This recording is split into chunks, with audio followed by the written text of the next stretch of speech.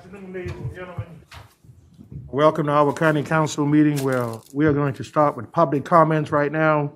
Since we are waiting on a council member to come here, we will just start with public comments. Do we have anybody to speak? Yes, we have Leanne Rosenwig, and then followed by Cario Milan. Would you come up in that order, and we'll give you up to 3 minutes to speak. State your name and your address for us, please. Good evening. I'm Luann Rosenzweig, 365 Sugarcane Way, Mount Pleasant. Councilman Sass, you're my council person. I'm sure you're all familiar with the expression, it takes a village to raise a child. Well, for my son Seth, that village is and was Mount Pleasant. We moved here when Seth was 18 months old. He is now 32, so I think it's safe to say Mount Pleasant is his hometown. Seth is a product of the public schools, beginning at age 3 when he qualified for the Early Childhood Development Program at James B. Edwards. Supportive teachers and therapists made sure that Seth continued to succeed as he went on to Moultrie and Wando, where he graduated with his high school diploma in 2008. Bless you. Seth is currently employed working full-time in the deli department at a local Mount Pleasant grocery store. He's serving the community he grew up in, and he also supports the local businesses in Mount Pleasant. He gets his hair cut at Causey's. He enjoys going out to eat at the local restaurants, and he does all his shopping in Mount Pleasant. As you can see, he makes and spends his money locally.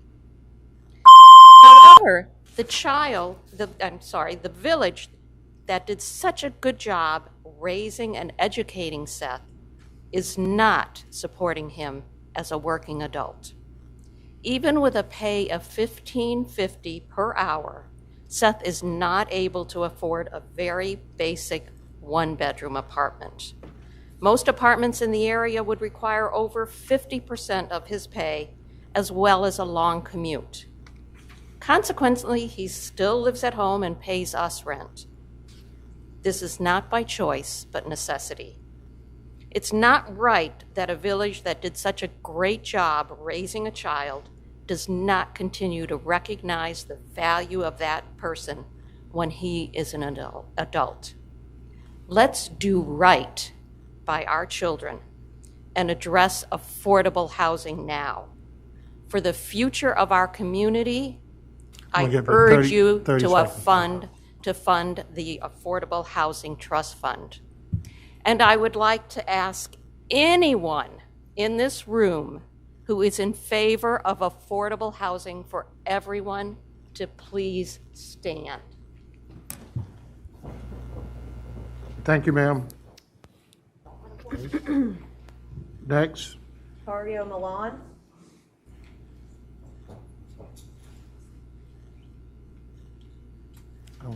Good evening. Good evening. Can y'all hear me? Yes, your name and your address, please. Yeah. Cool. Good evening. My name is Carlo Milan, and I live downtown at 102 Fishburne Street. Councilman Pryor, you are my council member.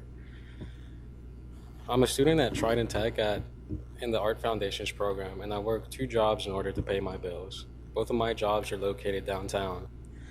I'm a barista at a coffee shop and a pedicab/rickshaw driver. Both of my jobs are vital to the tourism industry and the overall vibrancy of Charleston, yet it is almost impossible for me to find housing that I can afford. My options for housing were either to find a place far from where I work or to find a house with many roommates.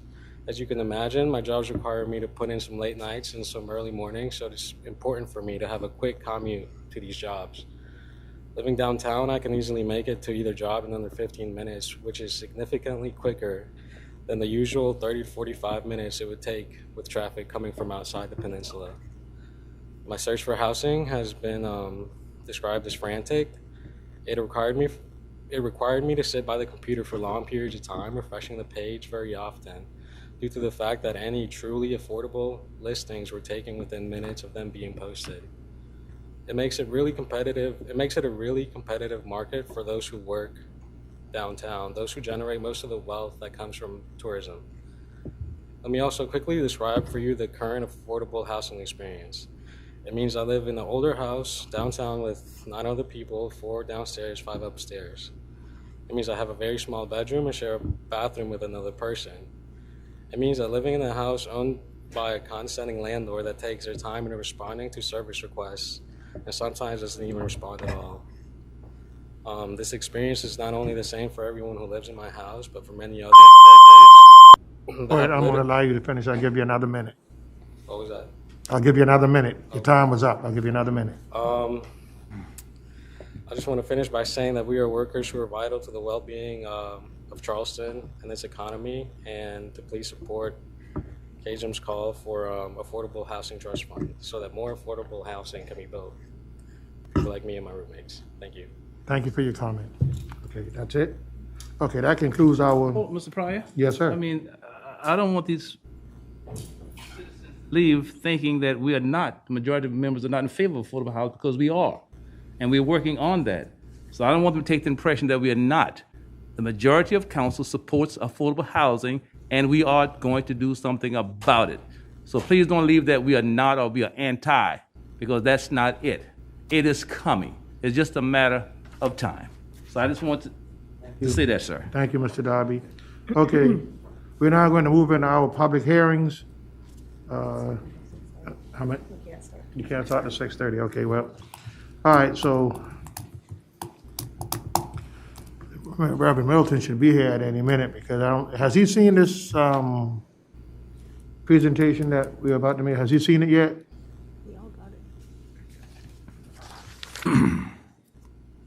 Chairman, could we not start on the special finance items? This is special finance, yeah, Arpa director, this is the presentation. Yeah. Yeah, but I want to make sure, if he hadn't seen it, Okay. I want to wait and make sure. Has he seen it yet, Mr. Davis? I don't believe we walked through it with him. He may actually have it, but I don't believe we've walked through it with him. All right, well, Recess till 6:30. we'll just adjourn until 6:30. And then if he isn't here by 6:30, we just gonna start the regular meeting.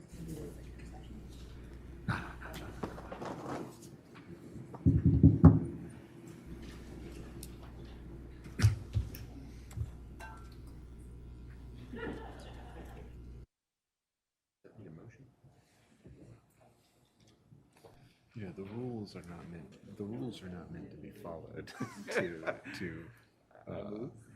for adjournment. We need to ask Ned. I don't, whatever.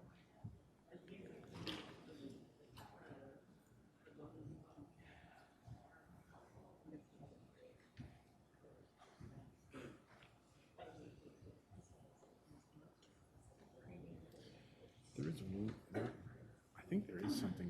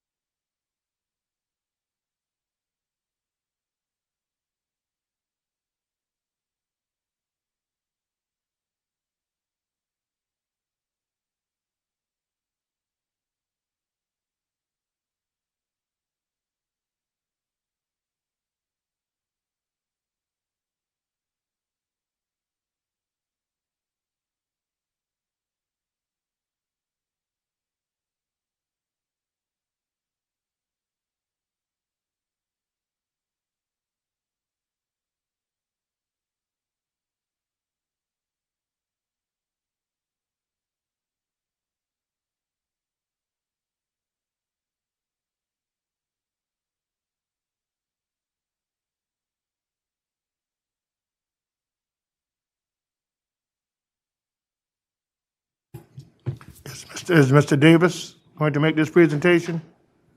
Okay, Mr. Davis, you up.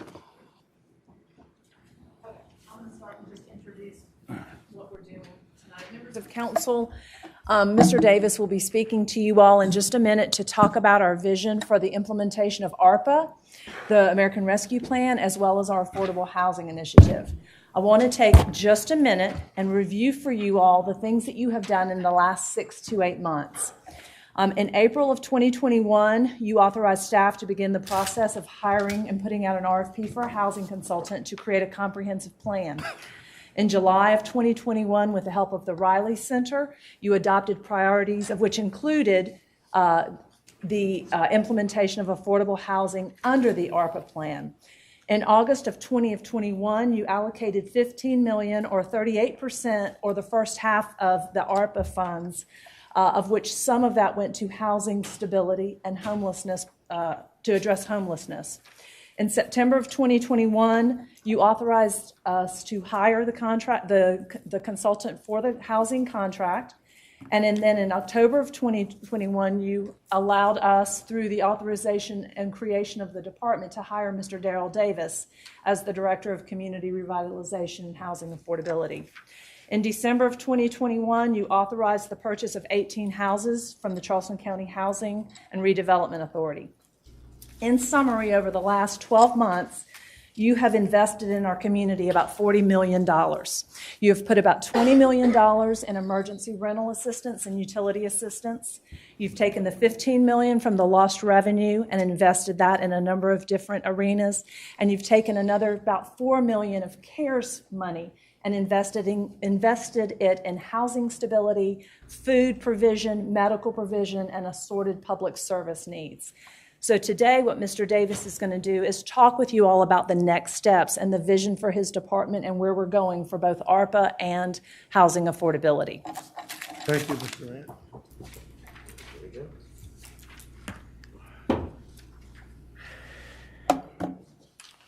All right, well, first of all, I want to thank you all for giving me the opportunity to present what we've been working on. And particularly the council staff has walked us through every step of this, and we are very grateful for their help, as well as the help of a lot of other county departments, too many to name, but we are, sorry about that, a little nervous. We are very excited about what we've got here and how much work has gone into it from all the various county departments. So we'll start by talking about our name. We are sort of rebranding ourselves as Housing and Neighborhood Revitalization. The longer name was a little bit confusing when we got out into the community, so we thought we'd simplify it a little bit. That's probably the name that you'll see going forward. And clicker here, thank you. Our department, I'm going to walk you through essentially the vision. I think it'll be understandable once we get through it. We have two primary responsibilities. One is creating the county housing plan.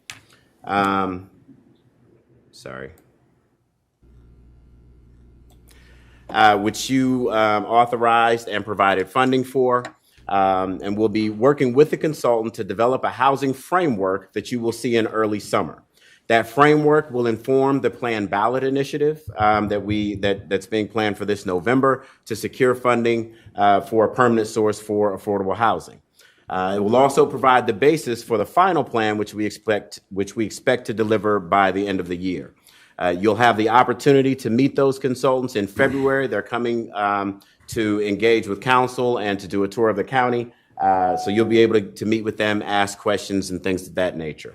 Our second primary responsibility is distributing the ARPA grant, or the ARPA grant management.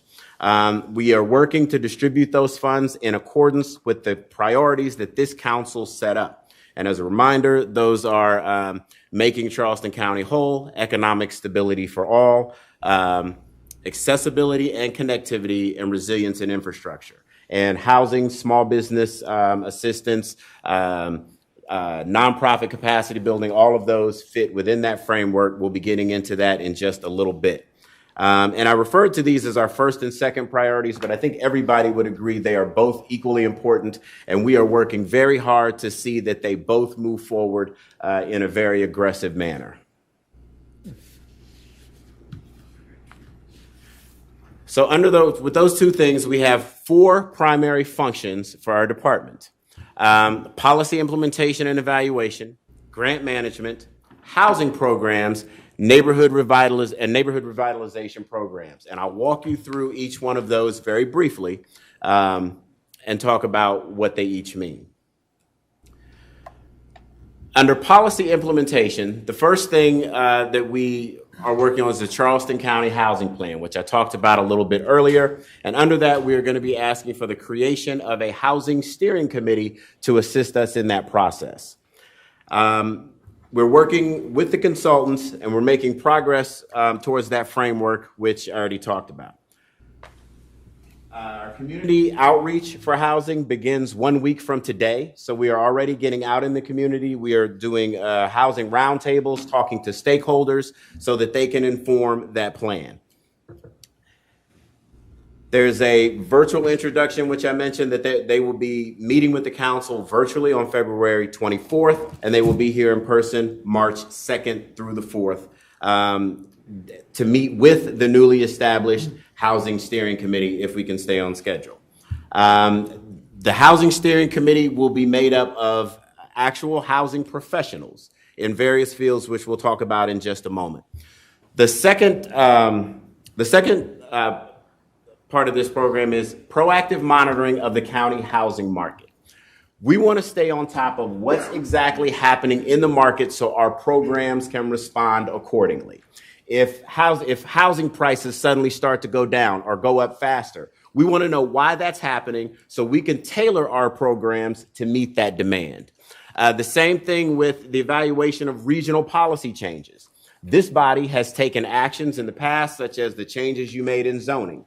We want to monitor those changes to see if they're having the intended effect. And if they're not, we're going to come back to you to suggest changes, revisions, or what have you. But monitoring those policy changes is an important part of what we intend to do. And finally, any work that needs to be done on the affordable housing ballot initiatives, we would be involved in that as well. Which brings us to recommended committee action number 1, which is the creation of the Charleston County Housing Steering Committee and the endorsement of the selection criteria. And what we're asking for is the selection criteria be based on these areas these professional areas: housing development, housing finance, community development, property management, social services, community organizing, homeless services, policy and advocacy, education, school district management, workforce development, and transportation. These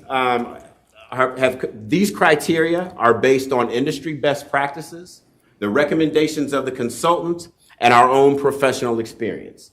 So what we're asking is that you authorize the creation of this committee and endorse the selection criteria that we've laid out in front of you. All right, Mr. Darby. Mr. Davis, where's the everyday common Johnny?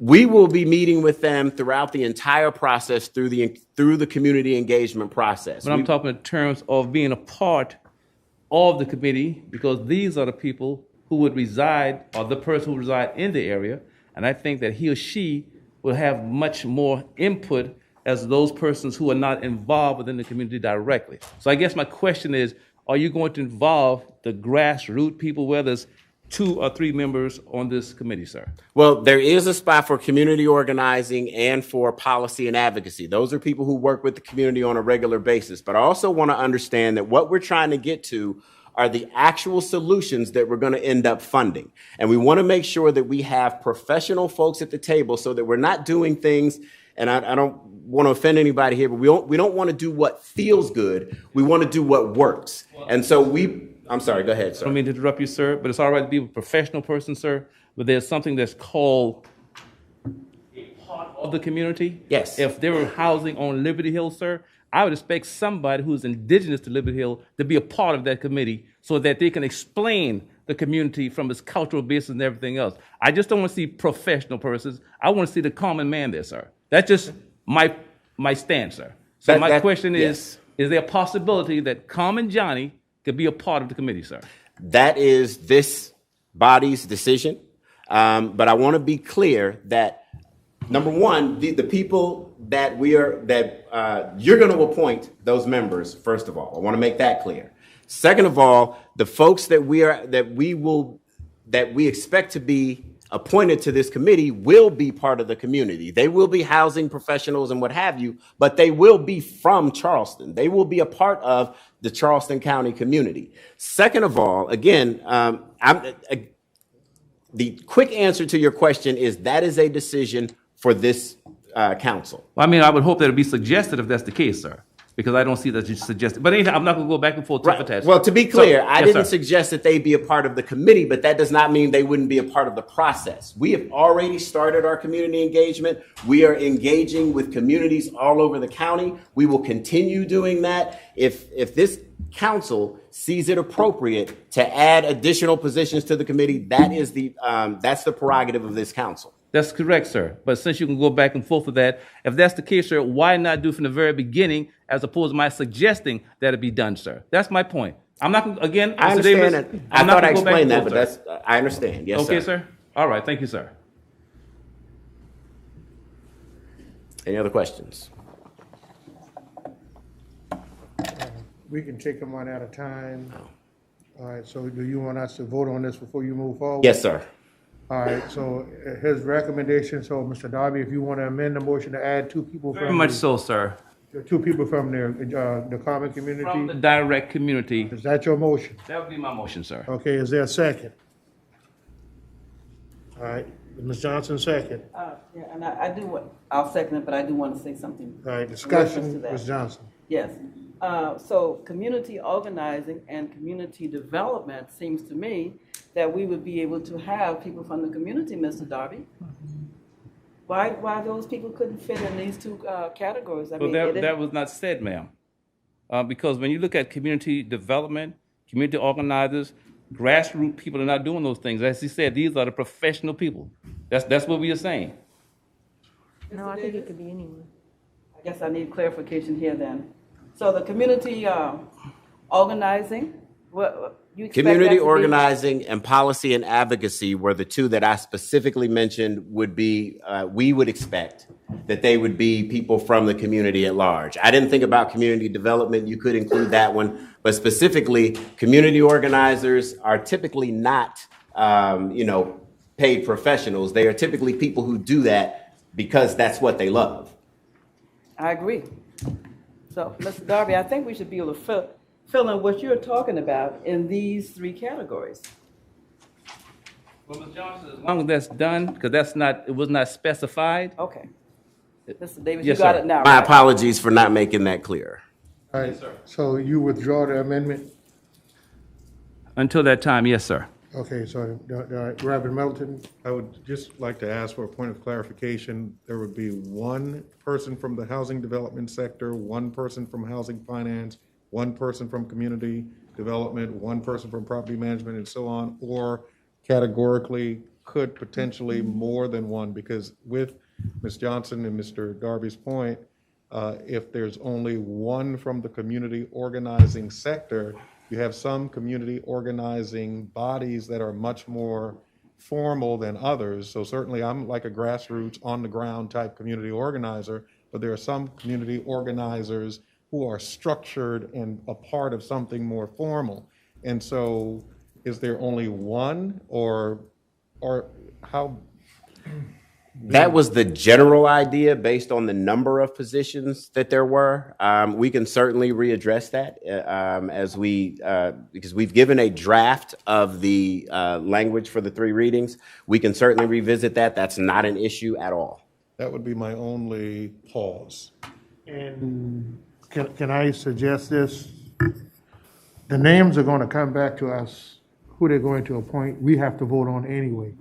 So if the names of who they bring back are not sufficient or doesn't have the community involved, we can always say, no, go back to the drawing board and bring, some more people in.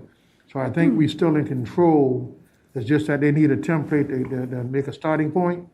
And so now that Mr. Davis know that what council desires, when he picked these 11 people, then, at least 3 or 4 of them could be from communities. Well, Mr. Pryor and Mr. Davis, just let me make it perfectly clear.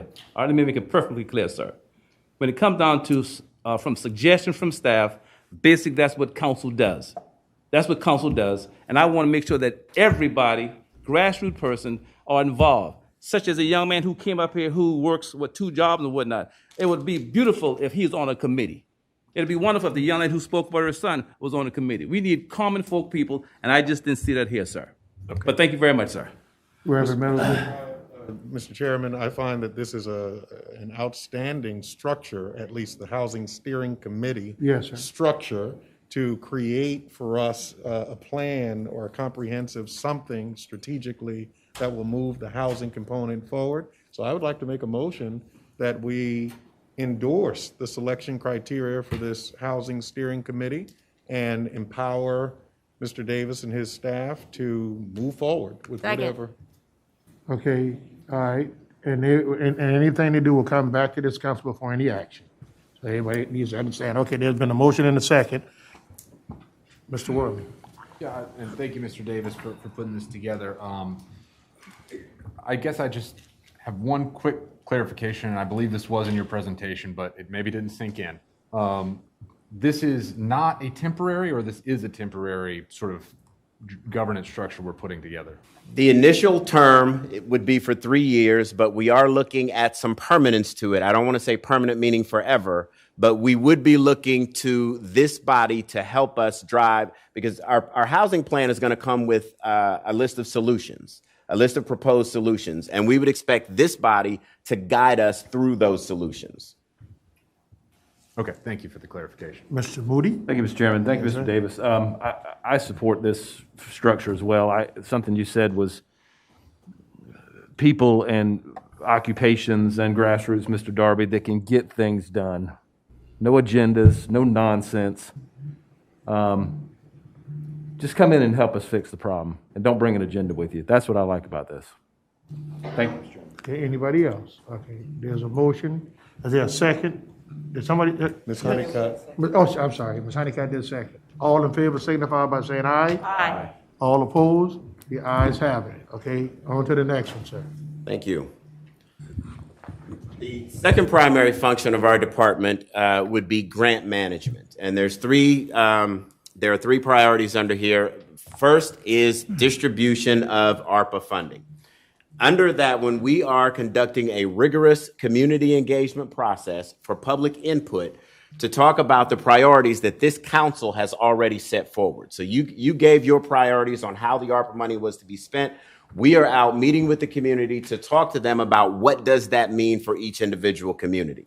We will be bringing a proposed budget to this council for you to approve or amend or change or what have you, so we can start turning that into actual programs that actually get out on the street. Now, we understand there's some urgency about getting some of this money out, so what we are proposing are early action items that would come to you within the next 30 days to say this is money that we could get out on the street immediately. So they would be to sort of fill the gap in people who have been hit hardest by the pandemic. But we also want to take time to plan out how we're going to spend the rest of that money. When we were out meeting with communities, people came into the room and started talking about, what they thought should happen.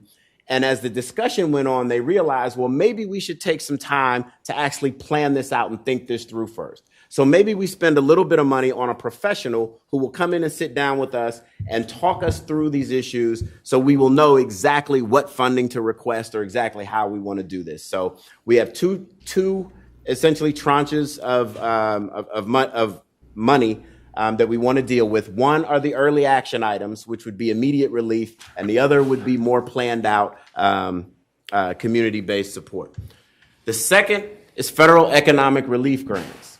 One of the things I want to point out is that the money coming from the infrastructure bill and the money coming from the Build Back Better plan, if that is to pass, is not all going to be block grant money the way ARPA was. Most of that money is going to be competitive. So they're going to say we have $200 million or $2 billion for housing. Here's how we're going to distribute it, and communities will need to apply. So we want to make sure that we are in a position to apply for those grants and secure that funding. And finally, any other federal and state funding sources that are available, particularly for our housing solution, we want to be able to go after that as well. So that's our grant management function. Third is housing programs. Now, this will probably change as we dig into the details with our housing consultants. But what we typically expect is that we will be asking you to approve 4 types of programs. The first is multifamily funding. That's typically what's done with something like a housing trust fund where developers apply and we fill the gaps. Second is infill housing, both new and rehab in existing communities.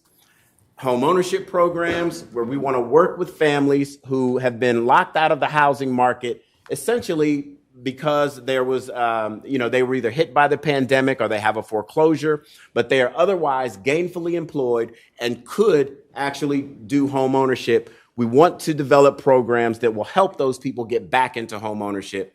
And finally, special housing projects. We're working on the 18 units we purchased from the Housing Authority, and there are other innovative housing grants out there that we want to go after.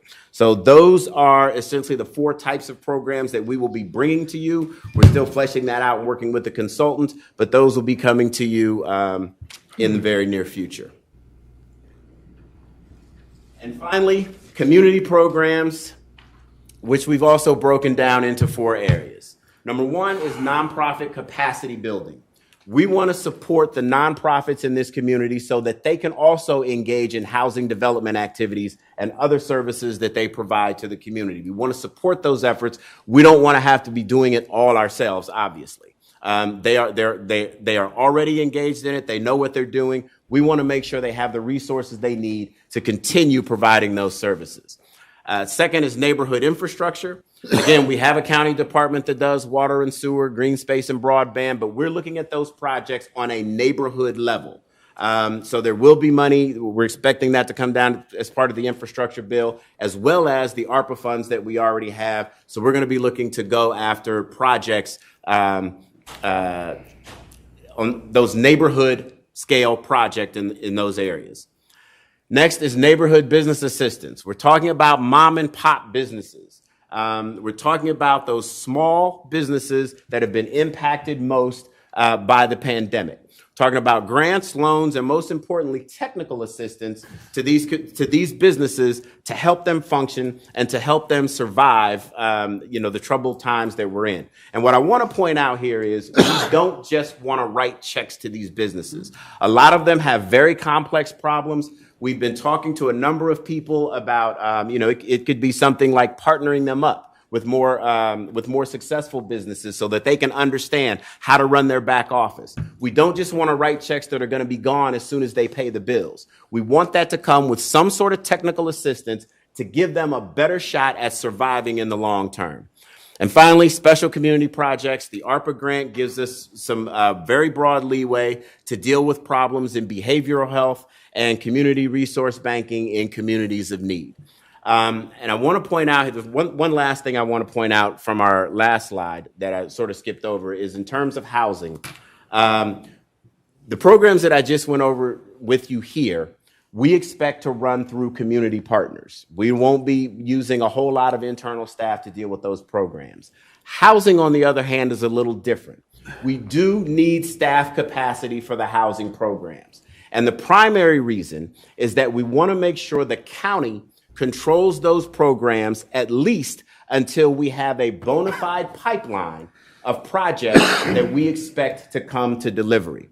What typically happens when you do a large amount of funding and just put it out to the community is you end up funding projects that were going to be built anyway.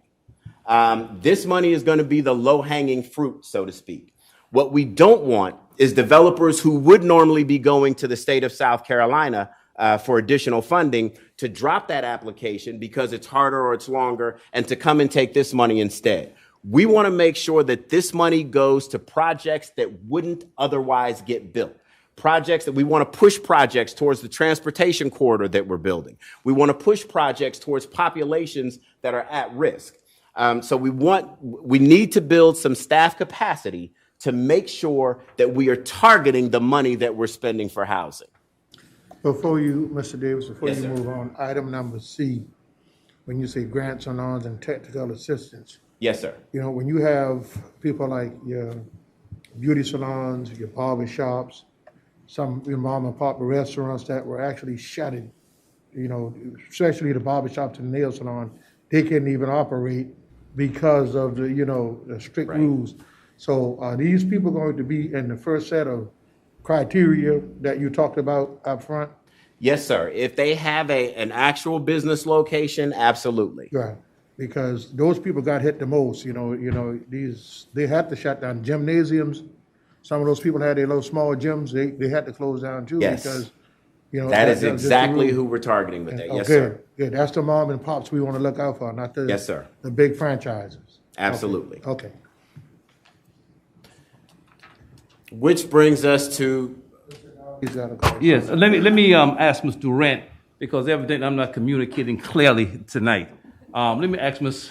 Durant a question, please. Yes, sir. Ms. Durant, just as a scenario, it mentions the new and rehab. Scenario, someone who's 75 years old, the roof is caving in, Social Security, whatever the case may be. What would a criteria look like, ma'am? So the ARPA money does have some criteria of where we can use it. Low and moderate income, people affected by the pandemic, and there's a broad interpretation beyond that. So with that, for example, if we have a subrecipient agreement, Operation Home, for example, they do emergency repairs. We use HUD money right now to do emergency repairs. That individual could apply to that organization, and then that organization would arrange the contracting and the work to repair that roof. We do that now. We do that with a lot of our HUD funds, to be honest with you. So it would be an expansion of that because there is more funding here than there was in our HUD program.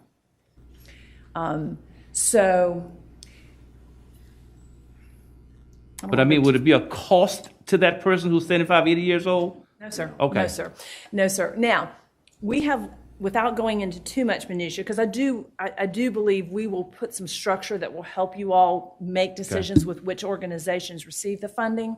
But there could be that some people that need help with their home, what we might want to do is add a deed restriction to that home to make it affordable, to keep it affordable. So let's say we put a lot of money into repairing a home. We don't want to see that home turned around and sold necessarily for $500,000 more than when it began because of the rising housing market. So one of the things that I'd like to see us do is look at limited equity or fixed equity programs where someone who owns a home, they get a benefit from having that home when they sell it, but you all may decide to have us put deed restrictions on those homes so that they can't go beyond the affordability period to keep what we call naturally occurring affordable housing in our community, because we have a whole section of houses here that if we can preserve and repair, Ma'am, that we can stabilize, Yes. particularly in some of a lot in our rural areas, to be honest with you, but even, interspersed throughout all of our neighborhoods. Yes, ma'am. Thank you very much, ma'am. Thank you. Can I add one other thing, too, to Yes, clarify please. on that earlier? I almost stood up, but I couldn't resist. The steering committee will follow the same process that all of your boards go through. The clerk's office will advertise the positions. They will receive the applications, and those applications will come to you. It will follow the same process that we do for everything. So staff will not be selecting for you. We are here just simply to help you perhaps define some parameters that ultimately you all will decide who those appointees are. Same process that y'all are used to for all of your other boards. Thank you very much, ma'am. Mr. Rand, just before you go, could we also look into adding, say, for instance, if we invest so much money into these houses, they have to stay in that house for a certain amount of time, otherwise pay back the repair bill, what we invested in it? You have so many options with that. Yes, sir, that's an option. Okay. And that's where that affordability restriction on Good. that home, we do what we call, it's a timeliness, I don't want to get into too much minutia, but depending on the amount of money you invest in a home, that determines how long that person has to stay in that home. And it has a diminishing return, if you will, over time. If they stay for 20 years, they would have to pay back less than if they stayed for 5. Yes. So yes, sir, that's an option in our. Thank you, in our- thank you. Okay, so there's a motion and a recommendation for the committee. Does anyone want to make a motion? I think that's Mr. Davis's. I don't think he's No, we're- presented it yet. Okay, I saw you got a recommendation of the committee, okay. Recommended committee action number 2 is for this council to allocate $3 million from ARPA to fund the department and its activities. ARPA allows 10 to 15% of the grant to be used for administrative costs. We are asking for 3.6%. This allocation would fund the FTEs that we're going to ask for through the grant period through 2025, and it would cover the administrative costs of the department through 2023. And again, when we get to the staff portion, I'll talk a little bit about what that is, but the request is to allocate $3 million from ARPA to fund the department. Mr. Chairman, I'll Yes, make the ma'am. motion. Okay, I'll make the motion that we allocate the $3 million. second, Being requested. second by Reverend Milton. Any more discussion? Mr. Swears? I guess a little bit of concern that we're funding a department, but we don't know yet what the full housing plan is. Explain to me why that's okay. And to me, we're almost even, if we're spending some of the administrative costs, that in turn means we're also saying we're also going to do the other 85% of that program. And again, we don't have clarity on what it is yet.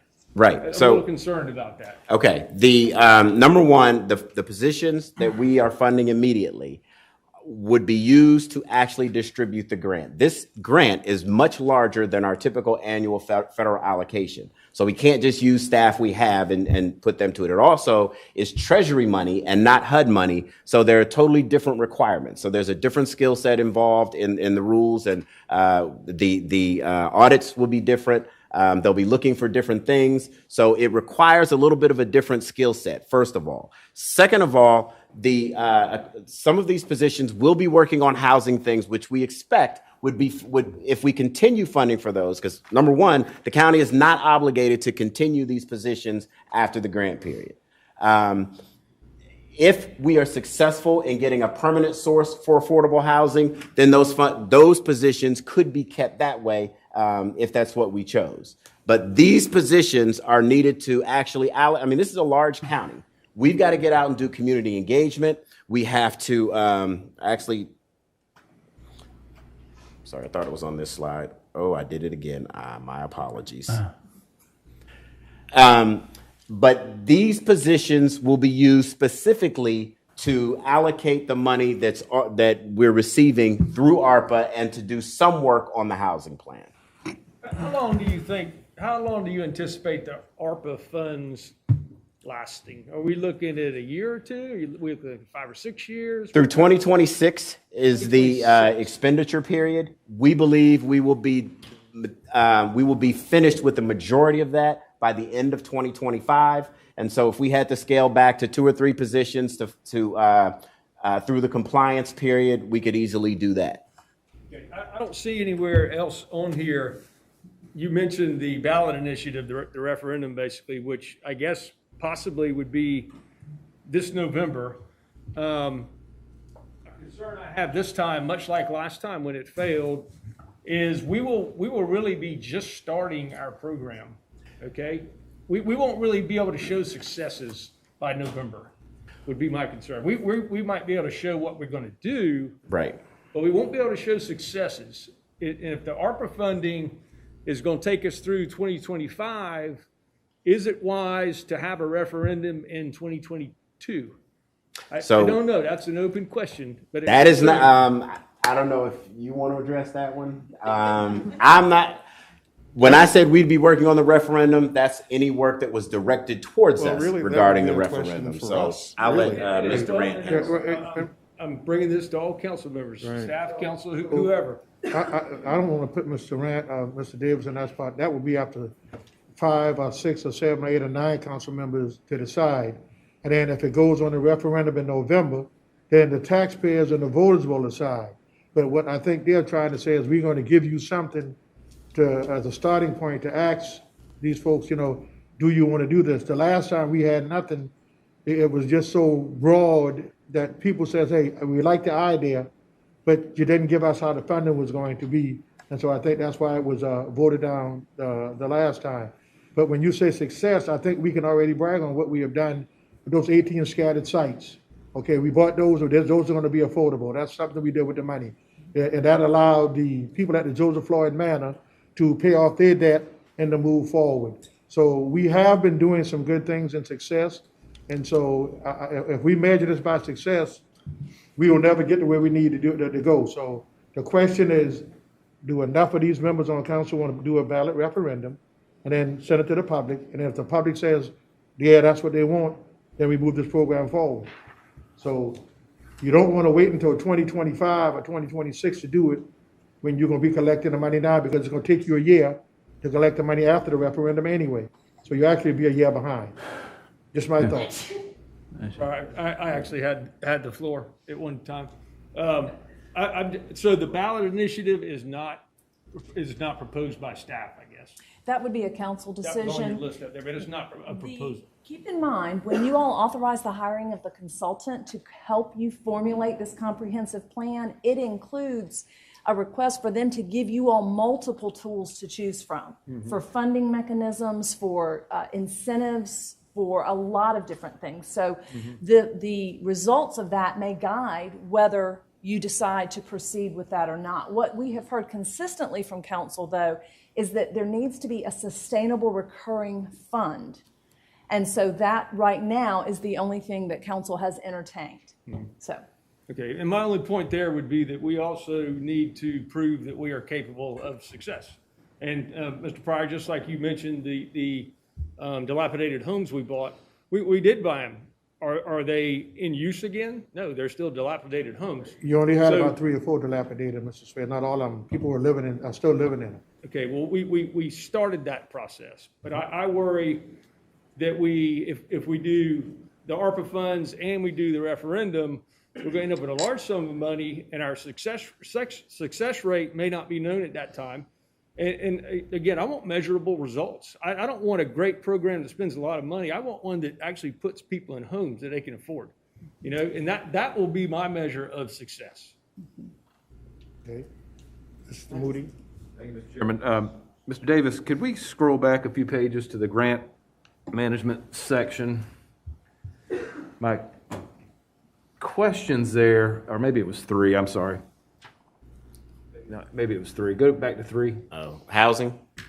Well, let's jump around here. Some of the coaching I saw in there, credit rehab or whatever. Are we talking community programs? Yes, sir. Are we there's groups out there, the SBA, SCORE, other groups out there that do these sort of things. So how are we going to make sure we're not replicating efforts already being undertaken in the private sector? Well, we are meeting with every business organization that we can meet with. In fact, I'm meeting with the Chamber of Commerce tomorrow to talk through some more of these details. On the community program side, we don't look at any of those programs being run in-house. We look at running those through community partners. I'm a housing professional. As far as the grants, as far as the community grants go, we will be working specifically with community partners on all of those. So good segue into the second question. These grants, I'm assuming there'll be application process. Somebody's got the Form 990. They've got all their paperwork in line. They're going to come in, tell us what they're going to do, and then we're going to Mr. Schweer's point, they get 30 grand, whatever they get, we're going to follow up behind it in measurement and see if they actually fulfilled their mission that they stated they were going to use the money for. Yes, absolutely. And you will get guidelines for each of the programs that we're proposing. You'll get those guidelines ahead of time so you can comment on them, so you can tell us what you want and don't want. And when those go out on the street, we will be following those grants through the expenditure period to make sure that every dollar is spent the way it was intended. Thank you, sir. Ms. Johnson. Yes, sir, thank you. Right now, Mr. Davis, what staff members are you using to help you? Do you have other people? I am the staff for our department at this point. We have been borrowing people from both community development and from our DCA's office. We've actually even been over in the procurement department getting some work done. So we're kind of all over the place right now, but we definitely need that staff to be in-house. Okay, and I think our understood you to say that you all were using a lot of, the people from our Community Services Department that is really under the HUD program? So community development, yes, they typically work with HUD grants, but they have been working with us to get some of the things done that we need to get done. I just want to make it clear that you are mainly Yes, I am right the now. department at this point. And this $3 million that you're asking for to fund some other employees to help in the department, to work in the department I guess I'm saying temporarily, they're full-time until this program disbands. Yes. So are you, is it your intention to hire all of the people you need right now, or are you doing it in some kind of, segments? So that's actually my last slide, which we'll get to, but I am asking for a total of 14, which would be 8 now, and 6 that we would hold on the shelf pending other funding sources. If we were to institute a program that required additional staff, as this council either approved that program, you would approve, an administrative portion to that program, or it would come from the administrative program, the administrative portion of a grant that we got from the federal government or from the state or what have you. So if we got a $10 million grant that usually sets aside a portion of that money to be used for administration, that's what would fund those FTEs. And the reason that we're asking for all 6 at once is so we could mix and match funding. We don't have to come every time we get program approval. So one position might be funded by 2 or 3 different programs. But we're asking for 8 now. And again, this is my next request. We're asking for 8 now, and we're asking for 6 unfunded to sit on the shelf until we need to activate them. I also want to mention that we're also looking at software that would reduce the need for some of the 6 potentially. So that 6 might end up only being 3. If we haven't gotten pricing, we've actually reviewed some software. We've looked through it. We've walked through it with the provider. We think it might make a good solution. Once we get that pricing back, we will be able to determine whether that 6 can actually be 4 or what have you.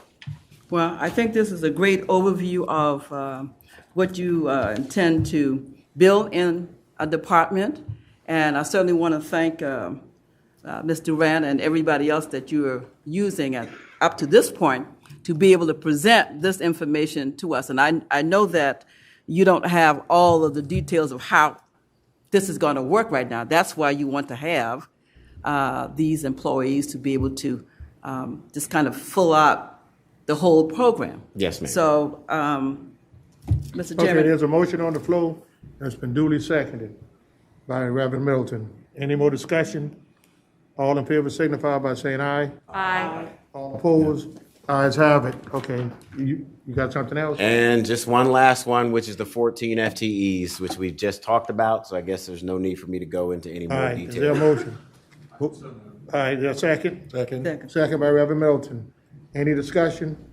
All in favor signify by saying aye. Aye. All opposed? Ayes have it. Thank you, Mr. Davis. Thank you. I appreciate you. Thank you for your time. Sir. Now we are going to move to item number 2, which was a contractual matter. That was a discussed in executive session on last week, was it? Was it last week? No, it was on January 4th. That's correct. And so we need to take action on, I guess, awarding a contract to this company that's going to do some work at the landfill. Am I correct? That's correct. Okay, so how do you want to word it? Does someone just want to make a motion to allow the administrator to enter into a contractual matter concerning building a pad at the Compost pad with Green Wave is the name of the company. Greenway is the name of the company, and the amount? About $1.8 million. Okay, so the public will know. Does somebody want to make a motion? Because I don't think there's a need to go in executive session. We already discussed this on January the 4th. So if anybody got any questions, you can make a motion and second, and then we'll dig into it with that. So moved. All right, there's second. Second for discussion purposes. Okay, anybody got any questions before we move forward? Okay, Mr. I Swears. think certainly the public will have questions because you've been very vague on what exactly we're voting on. Is it not appropriate for us to explain? I just did, we explained on a contract for a pad, an amount of $1.8 million, the attorney said, at our existing landfill. And the name of the company is Greenway. There's no more background than that. And not unless you want to ask a question, sir, but you already got the information, how did we got to this point, so that's up to you. And if it's anything that needs, that's going to jeopardize any further action, then I'll defer to the attorney. But this was already discussed. So the floor is yours, if you got any questions. Why are we building this new pad? You want to tell them, or you want somebody from staff to tell them? Sure, I can let you know that the existing pad material is not working, and the new pad is required pursuant to our contract with McGill, our compost operator. We're replacing a old pad or one that's not so old? We're replacing the existing pad, yes, sir. Existing pad, okay. Okay. Anybody else? Mr. Sass? Yes, sir. I had a question. I know we discussed this. Were there other, and I'm trying to remember back, were there other alternatives, and this was the best alternative, and our staff considered that? Would you expand on that? That's correct. It went through the procurement process, and Greenwave was the low bidder and has also done some additional work previously at the landfill. Thank you. Okay, anybody else?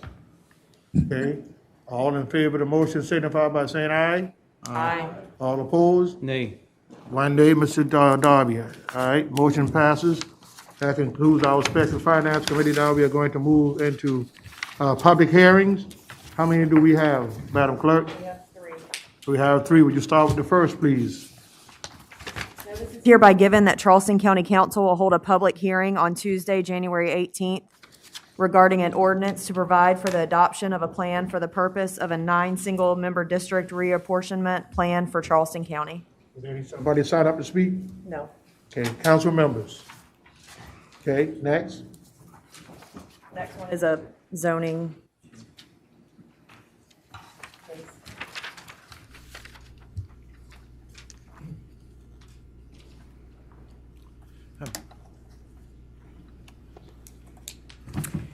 This is a request to amend map 3.1.18 of the Charleston County Comprehensive Plan and map 5.15 of the Charleston County ZLDR to change a 0.19 acre portion of TMS 28300000318 from the Kitford Community Residential Area to the Belvedere Main Commercial Area of the Main Road Corridor Overlay Zoning District.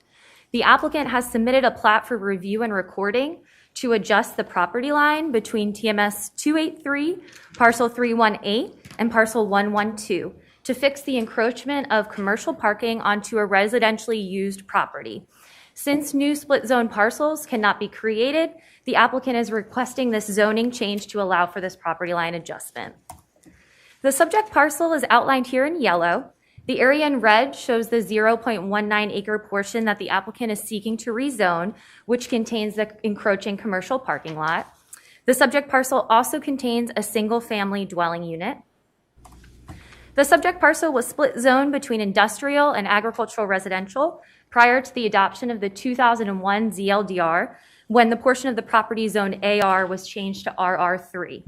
In December of 2020, the Main Road Corridor Overlay Zoning District was adopted, and the subject parcel was subsequently placed in the Kitford Community Residential Area.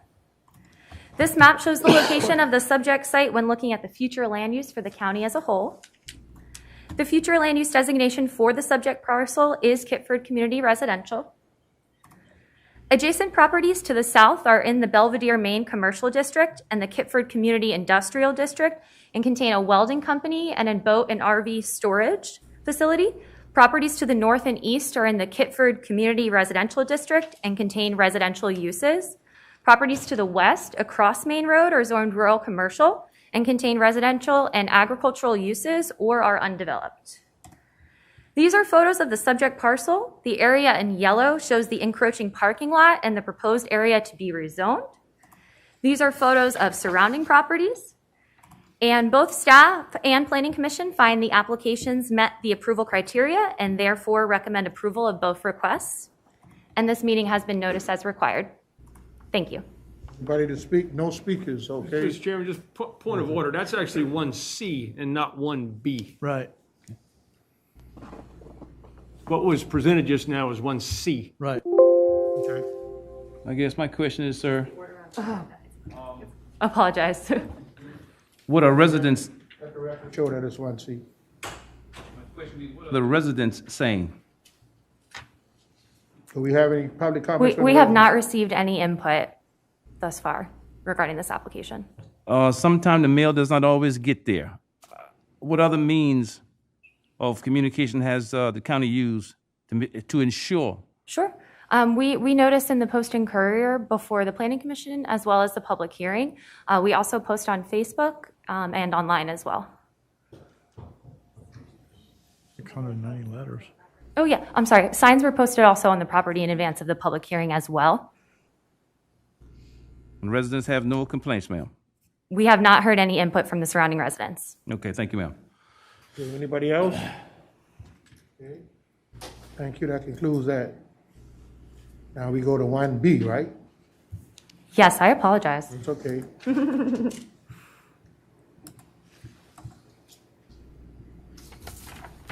All right, 1B. This is a request to rezone these 7 TMS numbers from the AGR zoning district to the AG15 zoning district in order to combine them with TMS 133-0000-055, which is zoned AG15. There have been no previous rezoning requests for these parcels. This map shows the location of the subject site when looking at the future land use for the county as a whole. The future land use designation for these parcels is agricultural residential, shown here in light green. The subject parcels contain a single-family residence, an agricultural outbuilding, or are undeveloped. Properties to the north across Bears Bluff Road are zoned AGR. Properties to the east and west are zoned either AGR or AG15. Properties to the south are zoned AGR. Surrounding properties are either being used residentially, agriculturally, or are undeveloped. Here's an aerial view of the subject properties and surrounding areas. These are photos of the subject parcels and surrounding properties. The uses allowed in the AGR and AG15 zoning districts are similar. However, there are some uses that are allowed in the AG15 zoning district that is not allowed in the AGR zoning district. And those include things like lumber mills, kennels, and veterinary services. Both Planning Commission and staff find the application meets the approval criteria and therefore recommend approval. We have received 1 letter in support from the Wadmalaw Island Land Planning Committee, and no letters in opposition have been received. This meeting was also noticed as required. Thank you. Okay, any speakers? We have 1 speaker, the applicant, Steve Brantley. Okay, Mr. Bradley, would you come up before the mic? State your name and address. You may not want to speak. Thank you, sir. Have to bear with me. I've lost my public speaking skills since I've been retired so long. But, All right, well, just state your name and address first, and then that'll give you a little time. Thomas Stephen Brantley. My current address is 6697 Bears Bluff Road on Wadmalaw. Yes, sir. I've owned that property close to 60 years, some of it. I purchased it over the years, piece by piece by piece, and recently built a 1 dwelling house on that property. My intention is to, and I've had it resurveyed, and to place it into one piece, not 8 separate pieces like it is now. And my intention then is to place it into a conservation easement. I'm in negotiation with Low Country Open Land Trust as we speak. I want to be sure that when I pass on that there won't be 30 houses built on this property, and I want to keep it as it is. 1 house, current house, my old tractor shed, and perhaps allow for a horse barn, a stable, so when I pass and somebody wants to have horses, they can. like I say, this property has been very dear to my heart, and I just want to make sure that it remains not developed, and that's my whole intent. Okay. All right. Thank you, sir. This item will come before us on Mr. Sass. So, yeah, I would like to point out it was approved by the Wadmalaw Land Island Planning Commission. So I'm sorry? the Wadmalaw planning people are are in favor of this as well. Yes, they are. Thank They you, are. sir. Yes. Ms. Johnson? Yes, sir. You mentioned you might have a horse barn on this. Do you have horses? You I intend do to have? not. I'm sorry, I do not. I was just in the process of dealing with Blue Country Open Land Trust. I'm trying to think of what, when I die, I don't have any children. If someone wants to buy it, subject to the land trust, they may want to have horses. And I wouldn't want to not deny people that. Years ago, I had a horse out there, and I used to ride horses. So that's kind of dear to me. And some people, when they purchase a property, even though it's an open land trust, they may want to have horses, and I've provided that as an alternative. Well, I ask because my concern is when people have horses, depending on how many you have, and if you have neighbors nearby, then sometimes that becomes a bit of a problem if you have too many horses and you are not upkeeping the area. That's why I was concerned. I'm limiting the size of the stall, so they can. Okay. Yeah. So All right, that's good. But again, I'm dealing with Natalie Olson with Blue Country Open Land Trust, and she's advised me because she has horses.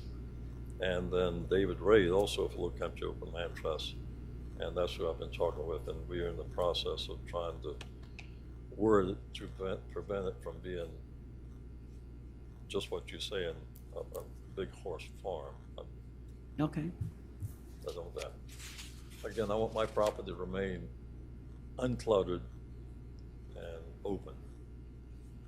All right, thank you, sir. Okay, this will come before us on the 27th at our Planning and Public Works Committee. So if you want to come back on the 27th, which will be not this Thursday, but the following Thursday, you're welcome to do so. And you said you had that land about 60 years, huh? Yes, sir. I was trying to remember just when I bought the first piece. You must have been a teenager when you bought it because you still look good. Sir, I am now 80 years old. All right. And that's why I'm pushing. You look good, sir. I want to get this done before my time comes. I place everything on 5-year increments. If I'm here 5 years from now, hallelujah. But I want to be sure that this is done, and I've pushed with the Blue Country Open Land Trust that we can get this done as quickly as we can. We pray that you'll be here for a long time to come, sir. I'm sorry. I said we pray that you'll be here for a long time to come. God bless. Thank you. Thank you, sir. Thank you. All right. Okay, that's it? Okay, that concludes our public hearings. We've already done public comments, so now we're going to move into our regularly scheduled county council meeting. I'm going to ask Mr. Moody to lead us in prayer and Mr. Werman to lead us in the pledge. Heavenly Father, thank you for this gorgeous day. Thank you for our wonderful county. Thank you for a wonderful new year, a fresh start. We thank you for all the blessings you gave us in 2021, and we ask you to guide us into this next year. In your holy name we pray. Amen. Amen. Allegiance to the flag of the United States of America, and to the republic for which it stands, one nation, under God, indivisible, with liberty and justice for all. Okay.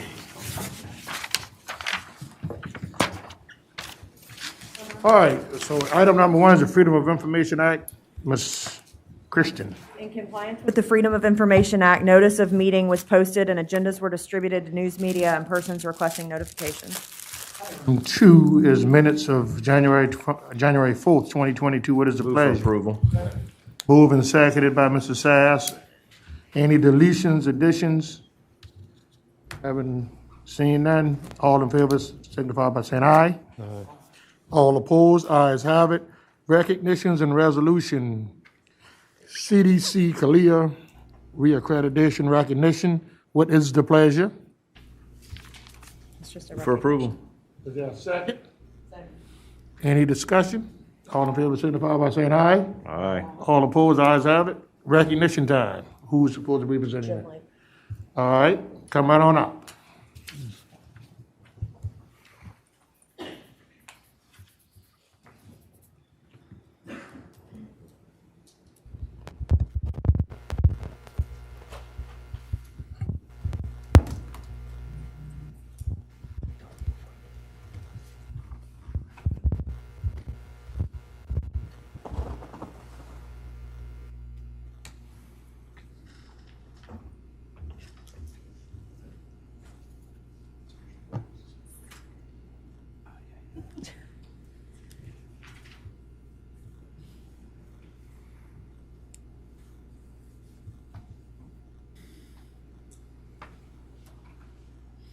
This is our third accreditation, and you have several members of our staff here to accept, and we appreciate recognition from council. But I especially want to thank Missy, who has led the effort. There's a lot of paperwork involved in this. There's a lot of chasing people around to make sure she gets everything she needs to submit to CLIA. For the community, this is a great recognition for us in that it shows our commitment to excellence and that we're always striving to do the best we can no matter what the circumstances are. So again, thank you to council for your recognition. Thank you, Mr. Lake, and thank you to all those out there. We appreciate your service and your time. And we know it's a hard job to do, but we appreciate what you do for this county. All right. Excuse me, sir. Thank you. Just a favor, I don't want to ask too much, but Miss Misty, could you please introduce the little one? This is your daughter? Yes. Would you please introduce her to us, please, ma'am? This is Abigail Buchanan, my daughter. She's 7. You want to say hi? She's very proud of you. I see it in her hands and eyes, ma'am. So wonderful. Congratulations, Thank ma'am. y'all so much. Yes, sir. All right. Mr. Lake will take y'all out to dinner. He got the credit card. Yes, sir. That's your direction. I will do that. Not the key card, though. Take care of it, Jim. All right. Item 4, we have second reading. 4A is Bethel AME Church Historic Designation. Second reading. An ordinance designating the property located at 3754 Old Charleston Road, parcel identification number 28500000011, known as Bethel African Methodist Episcopal Church, as a historic property on the Charleston County Historic Designation List. Mr. Darby? Aye. Ms. Honeycutt? Aye. Ms. Johnson? Aye. Mr. Middleton? Aye. Mr. Moody? Aye. Mr. Sass? Aye. Mr. Schwiers? Aye. Mr. Warman? Mr. Pryor? Aye. The ordinance passes with 9 ayes. Item 4B is redistricting map options. Mr. Chairman. Yes, sir, Mr. Moody. Thank you, Mr. Chairman. I've had some calls and emails, and this council has also received some letters about the Ashley River Bridge District, which is in my district right now. And for decades, this advocacy group has sort of stuck together, and they've been a pretty powerful force for many decades. The letters we've been getting and I've been hearing are about their concern about having some of this area split up. Windermere area in particular is a key component of this organization, and option 3, which I support, does not keep that area in with many of their neighbors.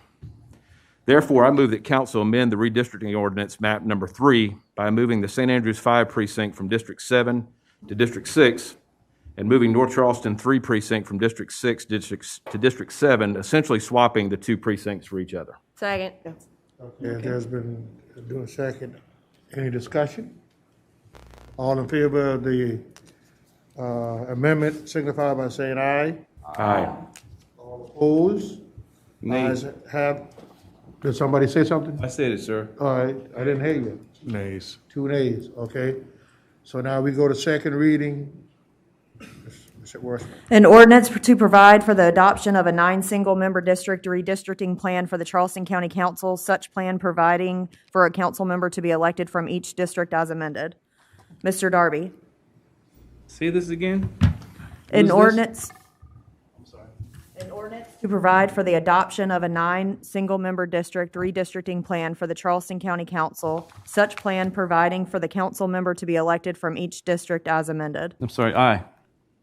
Ms. Honeycutt? Aye. Ms. Johnson? Aye. Mr. Middleton? You said as amended? Yes, to include Mr. Nay. Moody's. Oh, excuse me, sir. Is that what I'm saying? Mm-hmm. Please forgive me. It's a nay. Mr. Moody? Aye. Mr. Sass? Aye. Mr. Schwiers? Mr. Werman? Mr. Pryor? Aye. The ordinance passes with 6 ayes and 3 nays. Okay, our final reading will be when on this, because we gotta have a public hearing first, so it's 14 days. So, Yeah, we had one public hearing, we have another one. yeah, and the then, next and council it will meeting. come back for any other amendments. Item number 6, I'm sorry, number 5, Saul Agree Road Turn Right Lane Project and Adele Street Improvement. What is the? Chairman, move for approval. Go ahead. All right, move for approval on Move A and B, approval Mr. on Moody, second. both, yes. Any discussion? Yes, sir. Yes, sir. I wanted to thank this council for 5B. Adele Street is in my district, and I think I told you it's one block off of 61 across the street from Southeastern Galleries. And when we go to community meetings, we hear people upset about speed humps or speeds in their neighborhoods, all valid concerns. This is a gravel road. It's not even paved. One road off of a huge U.S. highway. So look at Adele Street before you worry about some of these other things. I'm very thankful that we're going to be able to get this done for these citizens. They deserve it. All right. All in favor of the motion signify by saying aye. Aye. All opposed? Ayes have it. Item 6A. Mr. Chairman, thank you very much, sir. I hate to jump in like that. What is the recommendation before I can make? Mr. Darby, right now, there is no recommendation. Okay, well, let me say it like this, since I have the floor, sir. As I told you directly, and those who would side with you, I didn't get a chance to tell Mr. Swears and Mr. Middleton. I think both perspectives are right and both perspectives are wrong. For us to say all or nothing, I don't think that's best for folk who may need help. And anything, there always comes a compromise. When it comes down to politics, at least there should be. So one group is saying 0, and the other group is saying 100,000. There may be a need of some folk needing this. I was speaking to my executive director today. He made a good point. He said, what if someone has a cold? He or she may not want to go to work because he or she may think he or she has COVID. But if one has a kit right there to take a rapid test. So I'm going to recommend that we have a compromise to come in 50-50, that we order 50,000 test kits as opposed to the 100,000 and as opposed to 0. I think we need to come to a happy medium, because in the final analysis, it's the citizens who are going to suffer if we don't do anything. We just can't do nothing. Please pardon the double negative there. We need to do something. So again, Mr. Chairman, I'd like to recommend that we have this compromise of 50,000 test kits as opposed to 0 or 100. Is there a second in Mr. Darby's motion? Okay, Mr. Darby, there's no second. Your Well, just motion vote it up dies. and vote it down, sir. Your I think it's a sham. I really think it's a sham that both groups refuse to yield for the benefit of the public. I think that's sad. That's a sad state of affairs. Okay, Mr. Bobby Darby, the motion dies. Any other motion on the floor? Yeah. Mr. Chairman, may I just make a comment? We did get an email today, and this is what has sort of changed my opinion, that, and I'd like for the public to be aware of this, that everybody can go online to www.covidtests.gov and get 4 test kits. And those would be available within 7 days, 7 to 10 days, depending on the mail. And so if you don't have ready access to computer or internet, then please take advantage of the public libraries. But everybody has the opportunity to access 4. So I do want to make sure the public is aware of that. Mr. Swears? Chairman Pryor, I think if we had purchased the test kits, we were going to perhaps use the libraries to help us distribute them. Can we actually put public notice out that the libraries are available if people need assistance in ordering their federal kits? I think. Is that something we could do? Staff has done something there, but they can't. I think staff has already put that out that it starts tomorrow. So if somebody wants to go to the library, of course they can. But I think if you want the county to put it on the county website that the libraries will be available, that's fine. Kelsey can do Well, that. sometimes we send out public notice things like to be, for the media to pick up, and maybe that would be a good one for them to pick up for someone that's not, internet savvy. They can still get someone to help them. order. She will do that. Okay. Oh, I just wanted to ask something. I had a concern about timing, in reference to Mr. Darby's request here, because last week, I think when we were talking about doing this, it was going to be that we would be able to order it right then. Right. And so some of the days would have already passed by now. You remember how many days it was going to take for us to turn around that? 7 to amount? 14, and they said expect 21. That's what I was told. Yeah, see, so Okay, I was concerned about that. okay. Item 6B is the evaluation form for the administrator. What is the pleasure? Move for approval. Second. Moving second, any discussion? All in favor signify by saying aye. Aye. All opposed? Ayes have it. The construction update, we've already had that at our last finance committee meeting. So now we move to, This is to authorize them to take the funding from. The motion for this, or the recommendation from the finance was to authorize the acceptance of fund raised by the Project Main fundraising effort to be used towards the following Is list there of a motion priorities. For approval. Second. moving second, any discussion? Yes, sir, slightly. When it comes down to members of this organization, there comes a time when we have to go beyond doing for people. It's always best to do with people. And I hope that we allow the everyday citizens, the everyday Joe Blow, the everyday common Johnny be a part of this scenario. Again, sometimes people have a prepositional problem, for versus with. And I'm just hoping that this council sees fit that whenever these committees are selected, that You're on the wrong one, Mr. I'm the Darby. wrong one, sir? Yes, sir. We on 6C, library construction update. I'm sorry, I thought it was on 7A, sir. But that's all right. We'll take My that error. comment. We'll take that comment when we come to it. All in favor of 6C signify by saying aye. Aye. All opposed? The ayes have it. Item 7A is the Arpa and Community Revitalization and Affordable Housing Department. The recommendation out of committee was to approve this plan. Is there a motion? Move for committee recommendation. Second. Moving second. Any discussion? Okay, all in favor signify by saying aye. Aye. All opposed? The ayes have it. Okay, Point, sir. Mr. Werman? I just want to make sure, I think we had sort of 3 separate recommendations and 3 separate votes. Well, Are we just sort of we- saying all this is three an omnibus recommendations. vote on all of them? All three They all recommendations. passed. under that. Yes, sir. Okay. So let the record, we just state that's all 3 recommendations. All right, so item 7B was, Read the ordinance.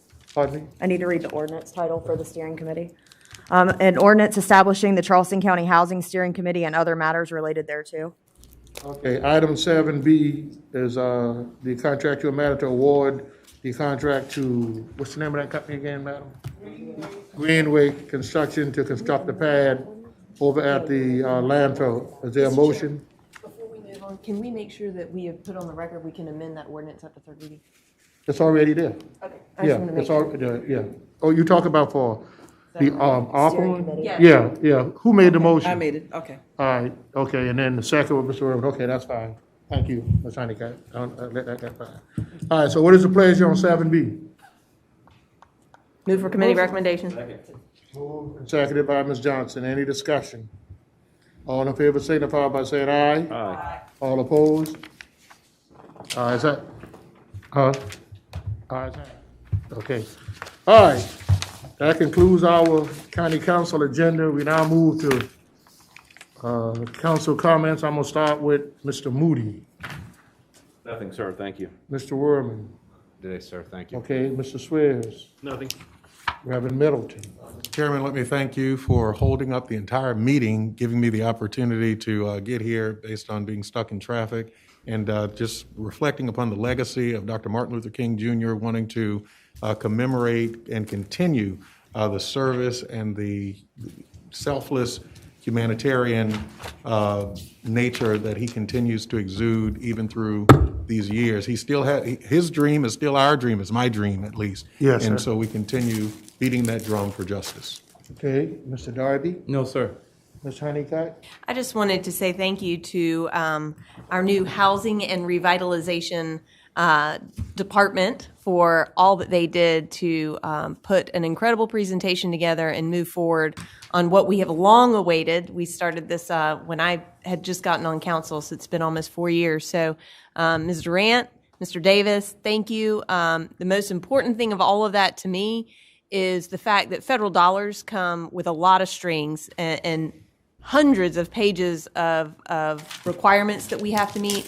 And I can rest assured with you all and your team and your expertise that we will meet all audits and won't have to be returning any money. And so I appreciate that accountability. Thank you. Okay, Ms. Johnson? Oh, yes, sir, thank you. In recognition of Reverend Martin Luther King's birthday on yesterday, we had a food distribution that was held at Bethlehem Baptist Church on Wadmalaw Island. And this was one of 4 locations that they provided food for an area that, especially as Wadmalaw is a food desert with no grocery stores there. So it was just a pleasure to be there and to participate and see the people come and take advantage of that resource. And that was done by the Community Resource Center, correct? Yes, Community So Resource that's Center. Somebody that we help fund, so they take into the community. Thank you. Mr. Sass? Thank you, Mr. Chairman. Yes, sir. I'm excited to hear from Mr. Davis and from your new department. And you got a lot of moving parts. So I'm looking forward to getting this all to work. I'm real excited about it. I think we should all be very, very excited about it. And I also want to extend my congratulations to Joe Coates for his new position. And congratulations. And you've done a great job. So we really appreciate the job you do. Thank you, Joe. I'm good, Mr. Chairman. Thank you. All right, thank you. Ms. Ham? No, sir. Mr. Tootin? No, sir. I only got one thing to say. Mr. Middleton, stay off 526 in the afternoon because you will get caught, okay? From experience. All right. Meeting adjourned. Sam. Sam. Let me talk to you before you leave. Let me talk to Joel Evans real quick first, and I won't keep you long.